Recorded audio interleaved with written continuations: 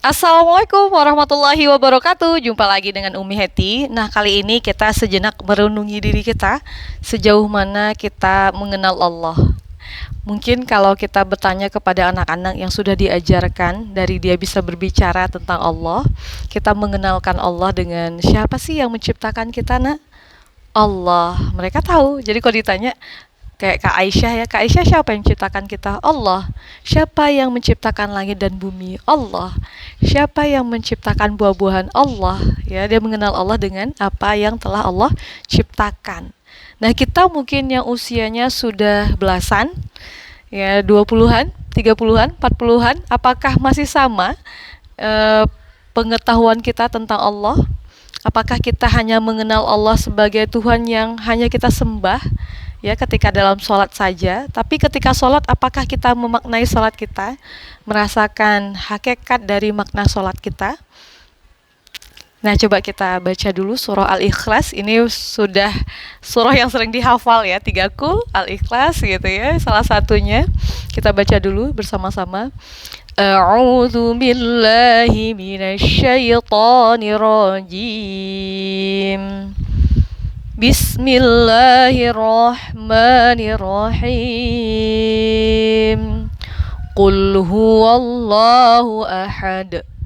Allahus samad. Lam yalid wa lam yulad wa lam yakul lahu kufuwan ahad.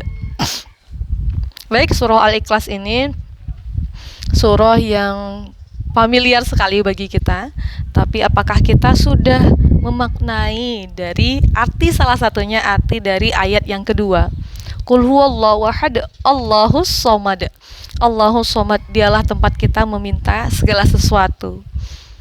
Nah, apakah kita masih mengenal Allah hanya sebatas Tuhan yang menciptakan kita, atau memang segala urusan kita minta kepada Allah, segala sesuatu kita minta kepada Allah?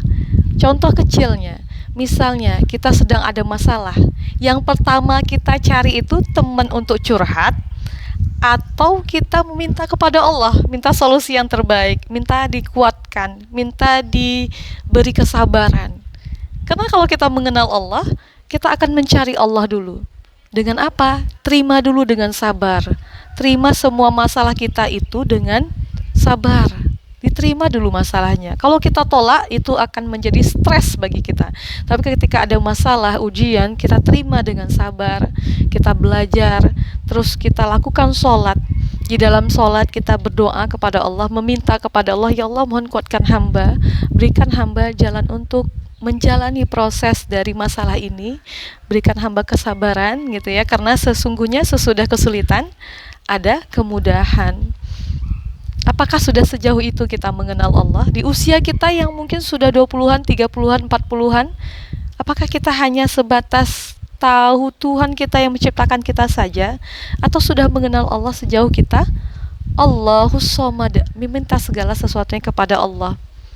Termasuk juga kadang lilitan hutang. Apakah pertama yang kita cari orang yang akan bisa membantu kita, atau kita minta tolong dulu sama Allah? Sholat dulu. Kita bisa sholat hajat kapan yang kita mau, selagi waktu-waktu yang tidak diharamkan sholat. Kita bisa sholat, minta sama Allah, minta petunjuk sama Allah. Kalau hanya kita mengenal Allah itu ciptaan kita, Allah itu yang menciptakan kita, anak kecil pun tahu.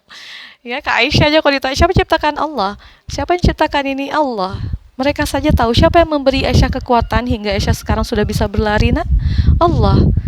Dari kecil kita ajarkan yang menciptakan, yang memberi adalah Allah.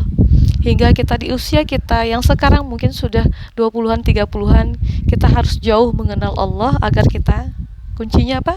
Agar selamat di dunia dan akhirat. Rabbana atina fid dunya hasanah wa fil akhirati hasanah wa qina adzabannar. Kita selamat di dunia, selamat di akhirat, dan kita dijauhkan dari siksaan api neraka. Demikian, semoga kita semakin mengenal Allah, menggantungkan segalanya kepada Allah. Allahus samad, meminta segalanya hanya kepada Allah Subhanahu wa ta'ala. Dan perantara-perantara manusia yang membantu dan lainnya itu datang dari Allah. Bukan langsung yang pertama yang kita cari itu bukan manusia, tapi Allah dulu, Allah lagi, Allah terus. Demikian, assalamualaikum warahmatullahi wabarakatuh.